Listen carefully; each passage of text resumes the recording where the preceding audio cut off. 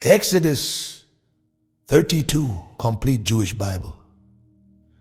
When the people saw that Moshe was taking a long time to come down from the mountain, they gathered on Aaron and said to him, "Get busy and make us gods to go ahead of us, because this Moshe, the man that brought us up from the land of Egypt, we don't know what has become of him." Aaron said to them, "Have your wives, sons, and daughters strip off their gold earrings and bring them to me." The people stripped off their gold earrings and brought them to Aaron. He received what they gave him, melted it down, and made it into the shape of a calf. They said, "Israel, here is your God who brought you up from the land of Egypt." On seeing this, Aaron built an altar in front of it and proclaimed, "Tomorrow is to be a feast for Adonai." Early the next morning they got up and offered burnt offerings and presented peace offerings. Afterwards the people sat down to eat and drink. Then they got up to indulge in revelry. Adonai said to Moshe, "Go down, hurry. Your people, whom you brought up from the land of Egypt, have become corrupt. So quickly they have turned aside from the way I ordered them to follow. They have cast a metal statue of a calf, worshipped it, sacrificed to it, and said, 'Israel, here is your God who brought you up from the land of Egypt.'" Adonai continued speaking to Moshe, "I have been watching these people, and you can see how stiff-necked they are.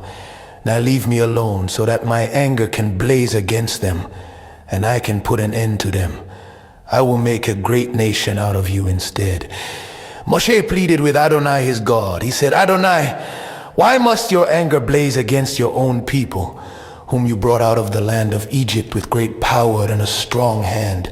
Why let the Egyptians say it was with evil intentions that he led them out, to slaughter them in the hills and wipe them off the face of the earth? Turn from your fierce anger. Relent. Don't bring such disaster on your people. Remember Abraham, Yitzchak, and Israel, your servants, to whom you swore by your very self.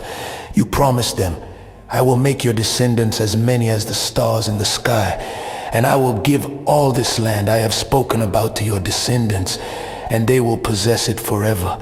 Adonai then changed his mind about the disaster he had planned for his people. Moshe turned and went down from the mountain with the 2 tablets of the testimony in his hand, tablets inscribed on both sides, on the front and on the back. The tablets were the work of God, and the writing was the writing of God engraved on the tablets.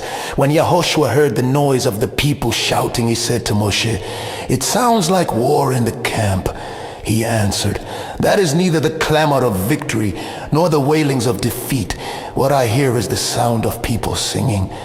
But the moment Moshe got near the camp, when he saw the calf and the dancing, his own anger blazed up. He threw down the tablets he had been holding and shattered them at the base of the mountain. Seizing the calf they had made, he melted it in the fire and ground it to powder, which he scattered on the water. Then he made the people of Israel drink it. Moshe said to Aaron, "What did these people do to you to make you lead them into such a terrible sin?" Aaron replied, "My Lord shouldn't be so angry. You know what these people are like, that they are determined to do evil. So they said to me, 'Make us gods to go ahead of us, because this Moshe, the man that brought us up from the land of Egypt, we don't know what has become of him.' I answered them, 'Anyone with gold, strip it off.' So they gave it to me. I threw it in the fire, and out came this calf. When Moshe saw that the people had gotten out of control, because Aaron had allowed them to get out of control, to the derision of their enemies, Moshe stood at the entrance to the camp and shouted, 'Whoever is for Adonai, come to me.' All the descendants of Levi rallied around him. He told them, 'Here is what Adonai, the God of Israel, says. Each of you put his sword on his side and go up and down the camp from gate to gate, and every man is to kill his own kinsman, his own friend, and his own neighbor.' The sons of Levi did what Moshe said, and that day 3,000 of the people died. Moshe said, 'You have consecrated yourselves today to Adonai, because every one of you has been against his own son and against his own kinsman, in order to bring a blessing on yourselves today.' The next day Moshe said to the people, 'You have committed a terrible sin. Now I will go up to Adonai. maybe I will be able to atone for your sin. Moshe went back to Adonai and said, please, these people have committed a terrible sin. They have made themselves a god out of gold. Now if you will just forgive their sin, but if you won't, then I beg you, blot me out of your book which you have written.